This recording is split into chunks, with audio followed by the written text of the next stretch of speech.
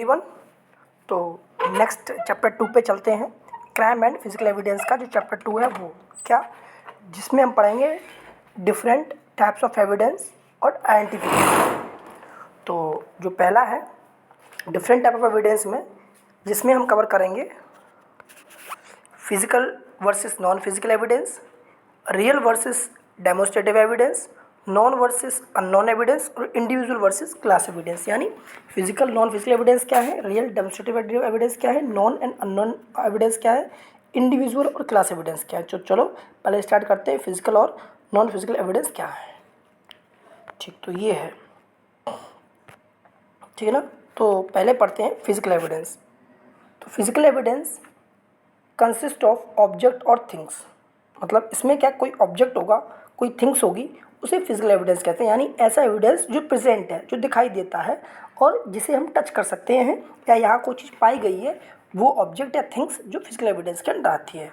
Non physical evidence जो evidence नहीं है, पर हमने एक वर्बल टेस्टिमोनी से ये पता कराया कि वहाँ एक्शन ऑफ क्राइम हुआ है, वहाँ कोई ऐसा कुछ एक्शन हुआ है जहाँ पे क्राइम होने की संभावना है, क्राइम हुई है, वो नॉन फिजिकल एविडेंस होगा। जैसे अगर कोई भाग रहा है बैंक से पैसे चुरा के और जिसके हाथ में पैसे का बैग है पैसों का, तो उसमें एक्शन ऑफ रनिंग, जो भाग रहा है जिस तरीके से, वो नॉन फिजिकल एविडेंस है। यानी कुछ चुरा के भाग रहा है, कोई क्राइम किया तब भाग रहा है, तो ये जो भागना हुआ ये नॉन फिजिकल एविडेंस है। और बैग ऑफ मनी ये फिजिकल एविडेंस है, क्योंकि ये ऑब्जेक्ट है या फिर थिंग्स है। ठीक है, नेक्स्ट देखते हैं रियल वर्सेस डेमोस्ट्रेटिव एविडेंस क्या है वो देखते हैं।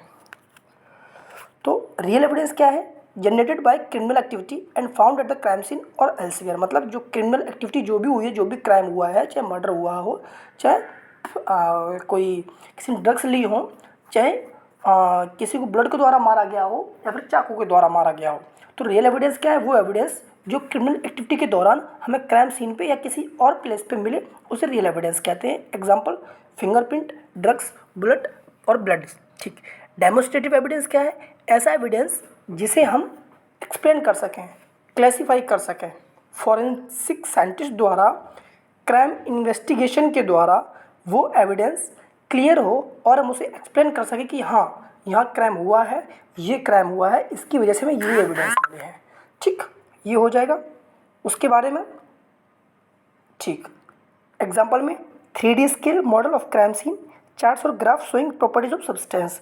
मतलब डेमोस्ट्रेटिव, मतलब हमने क्या किया, जो कोई क्राइम हुआ है फॉरेंसिक साइंटिस्ट ने क्लैरिफाई किया है, तो एक्सप्लेन किया है, तो उसने 3D स्केल मॉडल बनाया है जिसमें क्राइम सीन को चार्ट के फॉर्म में या ग्राफ के फॉर्म में शो करवाया कि किस तरीके से यहाँ पे क्राइम हुआ है, कौन कौन से एविडेंस हमको मिले हैं। ये डेमोस्ट्रेटिव हो जाएगा।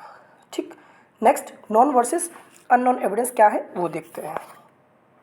Non evidence source is identified, वो सोर्स जो आइडेंटिफाई हो चुका है कि हाँ ये एविडेंस है, can be directly link to a person और ऑब्जेक्ट, जो किसी न किसी पर्सन पे लिंक है या किसी ऑब्जेक्ट से लिंक है। अननोन एविडेंस वो एविडेंस जो भी अननोन है, क्लैरिफाई नहीं हुआ है, उसे कंपैरिजन किया जाएगा कि ये एविडेंस है भी या नहीं भी है, इसका ओरिजिन कहाँ से है या कैसा है। जब वो कंपेरिजन हो जाएगा उस टाइम पे हम कह सकते हैं हाँ ये एविडेंस नॉन हो जाएगा। Example glass on a burglar shoe is unknown.